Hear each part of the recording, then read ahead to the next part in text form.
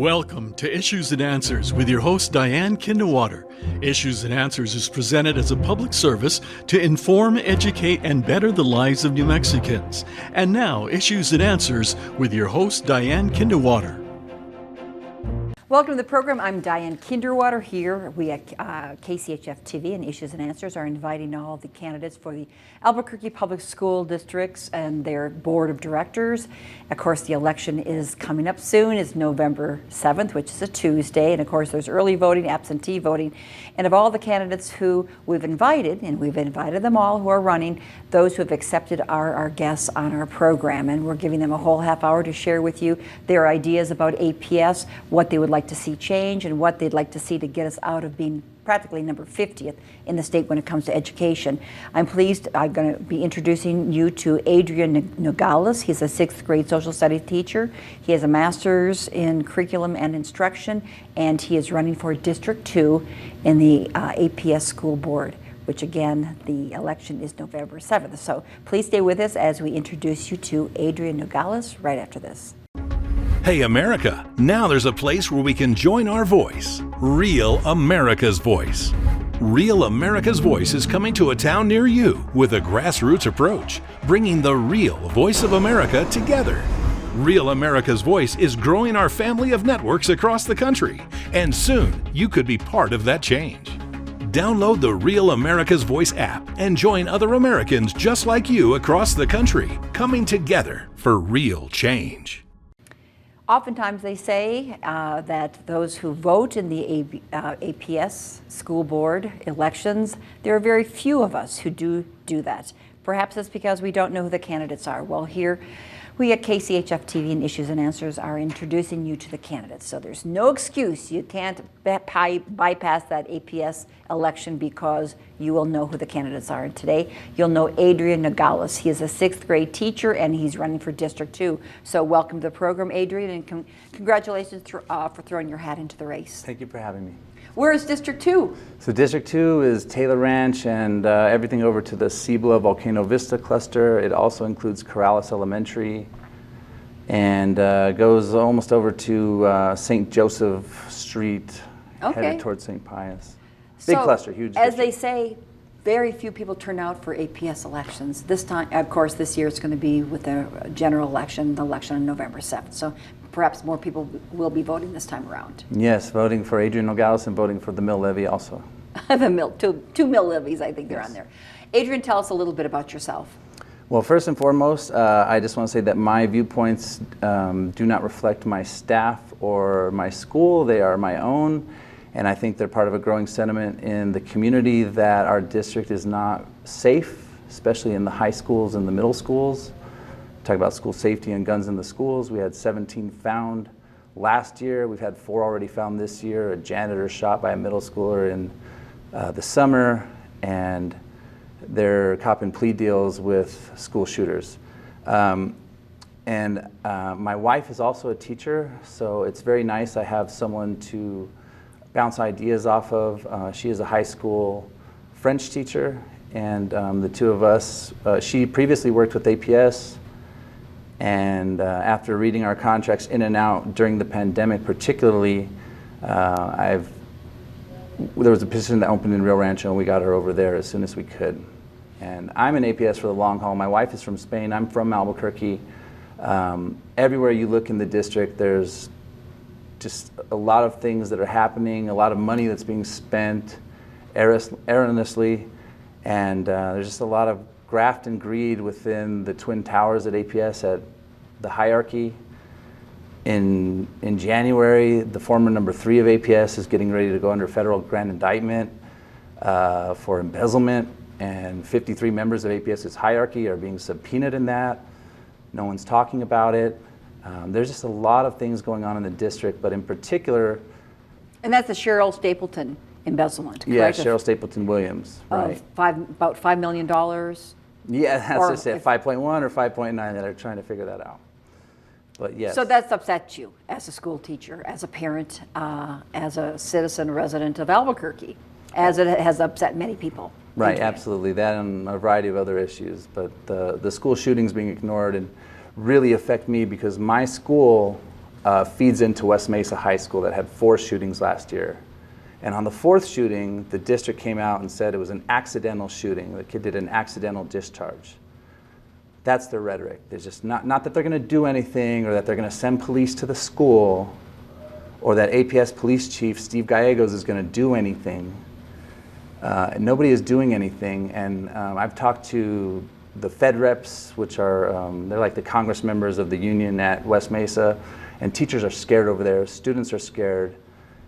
I taught 18 8th graders last year. 9 of them went to Volcano Vista. 1 went to Cibola. So there's the consequence in District 2 of West Mesa not being safe. The next closest school is Volcano Vista, and it has grown to the largest high school in the state right now, population-wise. And with that, you get a variety of problems: overcrowding, fights, just general, chronic absenteeism. Just a lot of students to watch. And at any of the high schools, you're not going to really find police patrolling the hallways during the day. And all I can say to that is the district has gone super radical left in the last 3 years. And I don't know if it's they don't want guns in the schools. These are police officers. They're uniformed officers. But very few schools are going to have police officers walking the hallways. And I don't know if they don't want kids to see guns in the schools and feel triggered, or whatever the rhetoric is. There needs to be cops in the schools. There are plenty of cops on APS's staff that should be out patrolling the schools at bells ring, especially the high schools. What do we have now, Adrian, in the schools? What kind of security do we have in the high schools? So I want to talk about what happened at Atrisco Heritage since the election since the campaign has started. And the school resource officer, she's a sheriff, and because APD doesn't send cops to the schools, and APS doesn't send their own police to the schools, but Bernalillo County Sheriff has done a good job of protecting Atrisco Heritage and George I. Sanchez. They have huge populations. And the school resource officer, she's been with those kids since they were at George I. Sanchez. She's been with them for 5, 6, 7 years. She moved to the high school. She knows them. She's in tune with them. And she saw the body language wasn't right on a couple of them. Got consent from them to search their car and found an AR-15 rifle and a pistol in the school just 2 weeks ago. It was on the news for about 10 seconds, and then they just pushed it away. There was also 2 guns found at West Mesa on top of the school this year, but it happened during after school hours volleyball practice. SWAT team had to come in and evacuate the volleyball team, and it didn't even make the news. So there's some hush going on. They're trying to put a gag order on the shootings. District Attorney Sam Bregman came in March, at the end of March, and I do appreciate he got the ball rolling on getting some walkouts and protests over at West Mesa going, got the community organized, it put up some gun-free zone signs at the schools. I appreciate, but 3 weeks later they did find a gun at the school across the street from West Mesa as an APS charter. And the day they put them up at my school, I was sitting with a 5th grade student. You put up the gun-free zone zone signs. Gun-free zones, I mean, isn't the whole place supposed to be a gun-free zone? Yeah. What's the purpose of the sign? It's just a generic sign. Yeah, it's going to keep guns out of our schools. But I saw a girl and she couldn't read. It says severe penalties, and she couldn't read those 2 words. So it's not really the best deterrent. And I do appreciate District Attorney Sam Bregman looking at the issue, and Sheriff Allen sending his deputies over to the high schools that they are in their jurisdiction. But yeah, it's we could talk about the school shootings all day because it's such a I feel like we're just so close to a tragedy. But Adrian, it can't just be you. It's got to be the other teachers, the other resource people, the librarians, the support staff, and certainly the parents are concerned. So when you say no one's doing anything, there has been comment on the school shootings. There is concern. And again, you're working there. You're concerned for yourself and your students, but their parents have got to be concerned. Aren't they raising their voices? Yes, so last year we had a gun threat at our school. It was a confirmed gun threat. There was a video of the student on social media. We got together as a staff and did an emergency staff meeting. Everybody was there, K through 8, I mean, everybody was there. And the look of concern in everybody's face was incredible. And when I say everyone was there, I mean everyone but APS police. They weren't there. They weren't there to talk to us about a legit threat. and they put a gag order on our principal and our administration, and everybody knew who the kid was, but we couldn't say it. And we all just had to kind of keep an eye. And what they do is they catch a kid in the morning and they'll search his bag and then just keep coming to school with bad intentions in their brain, you know. And there needs to be some kind of services. And But APS now has police with guns. yes, they have uniformed officers. They have uniformed officers. Do they only go to a school if they're called? Do they go periodically, randomly to schools? We had an Do they issue walk? with- Do they walk the halls? No, we had an issue with CYFD just last week, and that brought some APS to our school. It's the first time I've seen APS at our school, except for once a year they do an ALICE training, which is an active shooter training. Everybody gets that once a year. Students aren't even in the classes at that moment. And What would you like to see differently then, Adrian? If you become elected for District 2, basically on the west side, Taylor Ranch and around that area, that cluster, what would you like to see regarding safety? What needs to be done in your opinion? So absolutely there needs to be police officers at the high schools at bells ring. We know the schedule, 7:25, 2:25, there needs to be police there.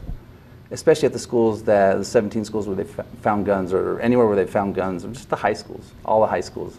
They're huge, they're all 2,000, they're all, we need more high schools. We need like 2 more high schools in this city.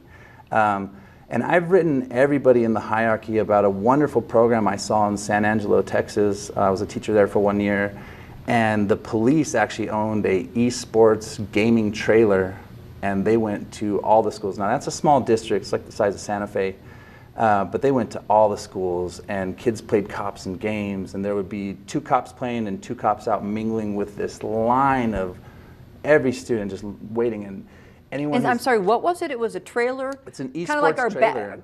kind of like our Batmobile that we have downtown to deter crime. It's just so you see the police presence. So it's this trailer where you play video games, and they have several screens going on in there.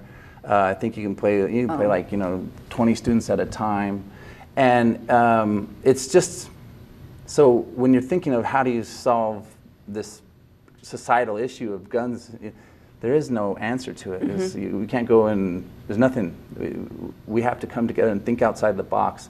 And I want to target the elementary school kids, the middle school kids, all kids, and get the police in their schools with a positive relationship, starting when they're young, and just. So that's what you saw with this trailer. The kids go in and play video games with the police officers. Hopefully they're not cops and robbers type video games that they're shooting up things. No shooting games. No, it's racing games and sports games mostly, yeah. So they're in the trailer with police officers, so they get to know them at a young age. How effective has that program been? You were there for 1 year in Santa Angelo. Yeah, they've never had a school shooting over there, and everyone has a really positive relationship with the police over there. Now in APS, you don't see that positive relationship with the police. You see they're just going to respond to things after they happen. You're not going to see proactive, we're out in the community. And I did see that in the 90s and in the 2000s when I was growing up, we had DARE officers and great officers. And you don't see that. Even in schools, in 2015, I was working at Washington Middle School. We had a school resource officer there, and he was the snack guy. The kids loved him. And there needs to be more of that. There needs to be just more community presence, not just police, but just all community organizers need to be, have picnics in the parks in different districts, and San Angelo also did that. They would have all community, mental health resources, all CYFD resources, food banks would all come and have these picnics at the parks. The police would be there, and I don't see the community rallying with West Mesa or any of the schools right now, except for the students at West Mesa and their immediate family members. But that could be a good effective use of government employees. We have a lower population, New Mexico, Albuquerque. We're not growing, yet our state budget is growing. We have more money for employees. So instead of being in their offices or at their homes, because a lot of them haven't returned yet even back to work, could be in our schools. And APD actually built a lowrider for $70,000 about 5 years ago. And I've never seen it once at any school. I like the sentiment, great, we have the lowrider culture here or whatever, but it's not at the schools. And it was a $71,000, let's take it to the Balloon Fiesta once a year or show it off at the airport. It's nothing. And The mobile game trailers are anywhere from 40 to 70, and they could be up and running tomorrow. And the district has the money. They have $61 million in reserve right now. It's just getting more people into the schools. Yeah. And what's another idea that you have regarding school safety, Adrian Nogales? Well, I think there's a reason why 20,000 students have left APS in the last 3 years. I live on a small street, and there's several kids that are homeschooled that should be going to APS. Talking to their parents, it's just, it's safety. They don't, they don't, and the class sizes. So if you read the contract with APS, for example, I'm a 6th grade teacher. By law, 1978 law, and by contract, I'm not allowed to have more than 24 students in my class at a time. I have 33, 29, 32. They had to put extra seats in at the beginning of this year to get, and it's even this year? Yes. No, this is today. I already saw 29 this morning. I'm coming from teaching this morning. I'm going to go back to teaching, and I'm going to see another 120 students. And last year, my class sizes were 20. This year, they're 35. Is that because we're not able to hire enough teachers? Isn't that, Adrian? And they're hiring through Kelly Services, or those are substitutes? Those are substitutes. But I mean, there's money in the budget, but I don't know if there's enough teachers available to want to come to APS to be hired. In 2020, let's say we had about 750 positions, vacancies, teacher vacancies. The district has since every year eliminated 250, 150, 300, and so now we only have 300 vacancies. Really, there's like 800 vacancies in this district. And so instead of me doing what the national data says, have 14 to 1, 14 students to 1 teacher, I have 35. And I'd say 6 or 7 of my students in every class are special education. And that's where we have the most vacancies. There's like 300 vacancies. So what's the solution? What is APS doing incorrectly, and what would you bring to the board if you're elected to APS school board? To be honest, the licensure process to become a special ed teacher is just nothing but fiery hoops. And I could teach special ed. I taught special ed once on an interim license. I was good at it, but then I had to go through basically almost get like a master's degree to become a special ed teacher, and I'd rather just go get a master's degree. And then really what the district has done previously, and what most districts do in the Southwest, especially Phoenix and Las Vegas, is they look to the Philippines to get special ed teachers. Because we pay about 7 times monthly more than they make over there, and their formation is really good. Anyone who's met the Philippine teachers, they're really good. Their formation?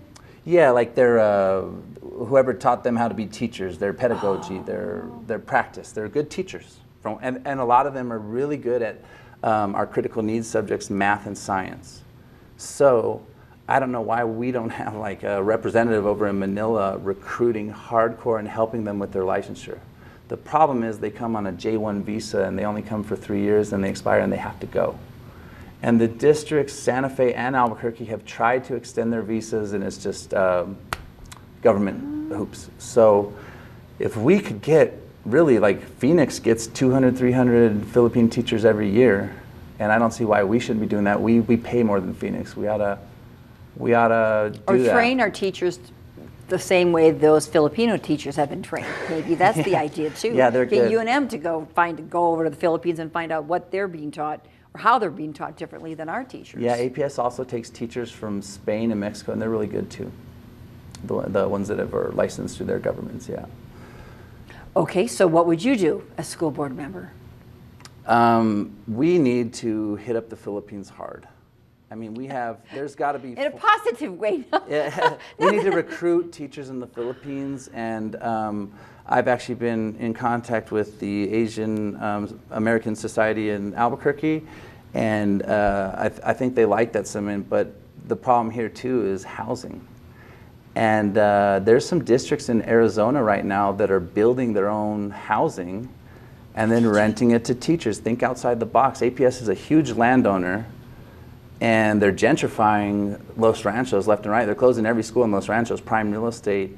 They ought to open up some sort of housing, and then teachers just paying them back, and then it'll be a cash cow over time. But the district isn't really thinking outside the box, and like with the mobile game trailer for the kids, there are solutions, and if if you can find better ones, put them out there, but no one's putting anything out there right now. So that's why you're running. Yeah, and I just want to say too that Peggy Mueller-Aragon, the incommit, she is a West Mesa alum. Now, she doesn't represent, West Mesa's not in her district, West Mesa's in another district. However, she's a school board member that went there. And her and the school board member there, Crystal Tapia Romero, need to do more for West Mesa. If she were to win, they need to do more for West Mesa. The deputy superintendent with APS is, he was the last principal at West Mesa, Mark Garcia. So number 2 in APS's hierarchy is just watching that school just go up in violence and not doing anything. And I don't know why they are neglecting West Mesa, perhaps because it's a Hispanic community, a Native American community. That's what if this was going on in La Cueva or El Dorado, that wouldn't be happening. And it's another thing I want to talk about with this district while I got my time here. My wife and I were both bilingual teachers. My wife is Spanish, my father's Mexican. We speak Spanish. And the district takes bilingual kids that speak Spanish. They teach them math and Spanish, so add and subtract will be sumar y restar. And they will test them in English. And they test low, they test into special ed. And kids that aren't special ed will test into special ed, and then they don't have a special ed teacher for the next 5 years because they're all vacancies. And I've called the district out on that. And also at my school, we're one of the only schools that teaches Navajo and we teach Spanish. How cool is that? It's a great elective, Navajo. And they're supposed to pay the Navajo teacher about $5,500 stipend, for bilingual stipend, for all the translation she does. Everything we do is in English, and she's got to translate everything into Navajo. Same thing with the Spanish teacher at my school, and neither of them get the bilingual stipend.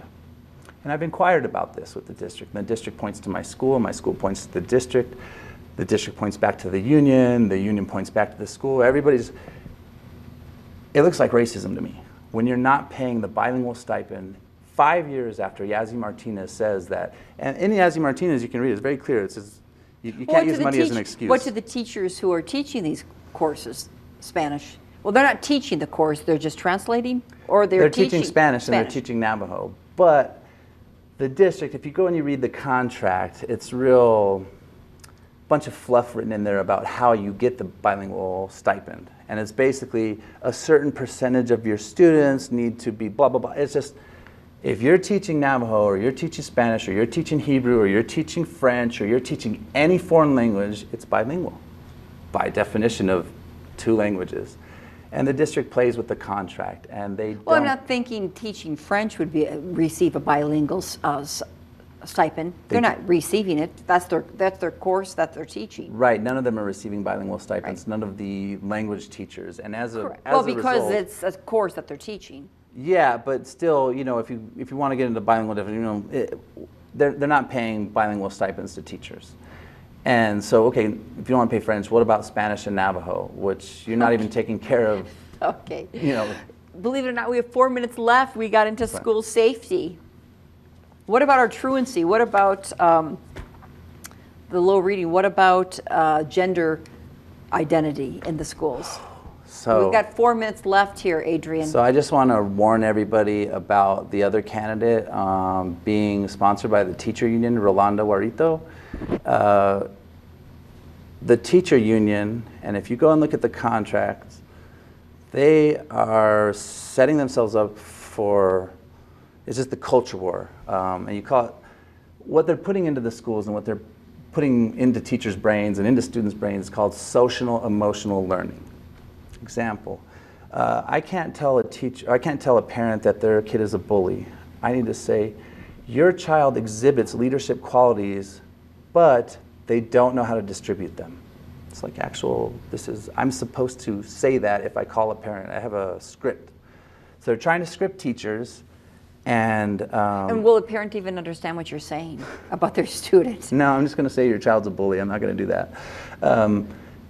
She's been raising money since February, and big money. The Democrats are going out canvassing. They're calling Peggy Mueller extremist, or calling me an extremist, or whatever. But she hasn't even set foot in a school since she's been raising money in February, $500 plate dinners at a brewery. And she's just going to be a puppet for the union who does our contract negotiations for a $2.2 billion contract. Things like the Supreme Court said that student loans won't be paid.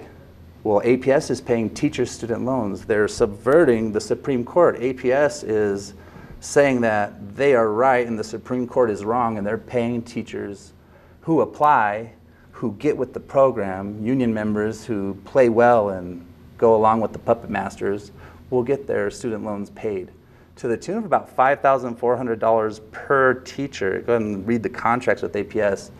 It's just absurd. And the candidate endorsed by the teacher union is just going to push that kind of stuff.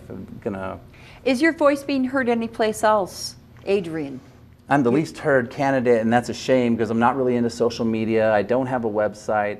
I really got into this when I saw the two candidates, and it was like August 29th. I said, oh gosh, I got to do something because my message is clear. Or have you gone to any of the debates? Are you going to be in any of the APS debates? Oh, I need you to watch and bring your fireworks and cover the children's ears. I'm going to really, really light up the district with facts and lawbreaking. Do you ever go to the APS board meetings? I've been very active during the pandemic. And I've been a watchdog for teachers and students and everybody for this foul play the district is doing and contracts that come illegally late to teachers. Where else can people hear about you? We have 30 seconds left. Adrian Nogales is APS school board candidate for District 2. We've invited all the candidates, those who've accepted. Our guest, Adrian, is here. He's had his chance to voice his concerns. Where else are you being heard, Adrian? I have a Twitter X, and that's Mr. Nogales, New Mexico True, at Mr. Nogales, New Mexico True. And you can see that I am in tune with what's going on in District 2. I want to thank Peggy for having a sharp eye, but she's just totally neglected the school shootings. I think she has the right heart in trying to protect our children from wokeness, and I will continue that. I do not like anything sexual with elementary kids. Babies come from storks, ask your parents, is what I always say to students, middle school students too. Very good. And we can find you again where? At Mr. Nogales, New Mexico True on Twitter X. Very good. Adrian Nogales, thank you again for throwing your hat into the ring, for caring so much, so passionately about your students, and for teaching 6th grade here in the Albuquerque School District. Thank you for watching this program. I'm Diane Kinderwater. Make it a great week with your family. We'll see you next time. Remember, the election is November 7th. The New Mexico Modern Child Support Family Program works to benefit both parents for the purpose of improving children's lives. It provides the basics of child support, but goes further by helping parents step up to find better job opportunities that get them back on track to paying their monthly child support obligation. Find out how the Child Support Step Up program can help your modern family. Contact New Mexico Child Support today to learn more. Issues and Answers with your host Diane Kinderwater is presented as a public service to inform, educate, and better the lives of New Mexicans. To comment on today's program or to purchase a copy of any Issues and Answers program, visit sunbroadcasting.org or call us at 505-345-1991.